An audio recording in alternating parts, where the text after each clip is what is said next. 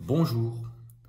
Dans une des activités précédentes, je vous avais demandé, à l'aide d'une calculette, d'essayer de trouver quelque chose qui fonctionnait pour chaque triangle.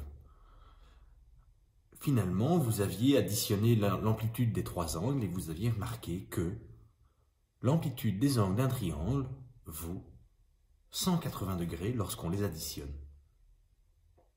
Néanmoins, certains avaient peut-être repéré autre chose. Cette synthèse me permettra d'illustrer ce que certains ont remarqué. Si je tiens compte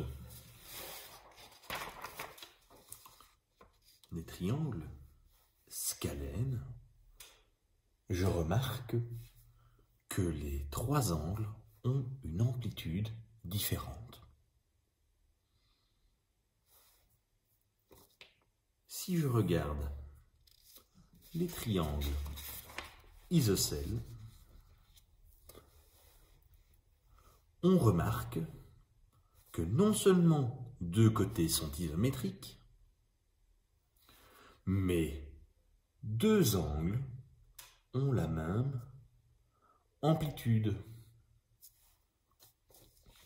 Si je regarde le triangle équilatéral,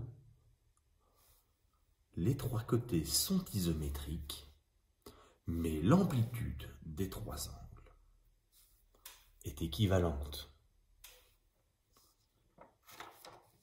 Précédemment, nous avions parlé que dans les quadrilatères, il existait un rapport entre l'amplitude des angles, la mesure des côtés et le parallélisme.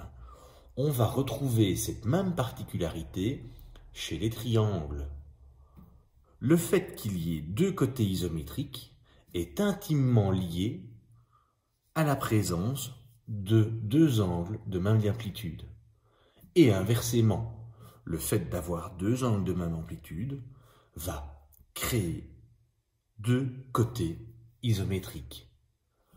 Pour le triangle équilatéral,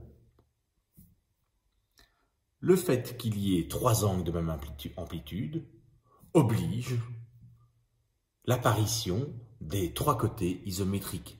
Et inversement, les trois côtés isométriques obligent l'amplitude des trois angles à être identique. Cette information est très importante et elle devra être retenue jusqu'en deuxième ou troisième secondaire, car c'est la base de tout un travail de réflexion. À notre niveau, cette particularité va nous aider à trouver l'amplitude d'un angle dans un triangle. Bonne journée!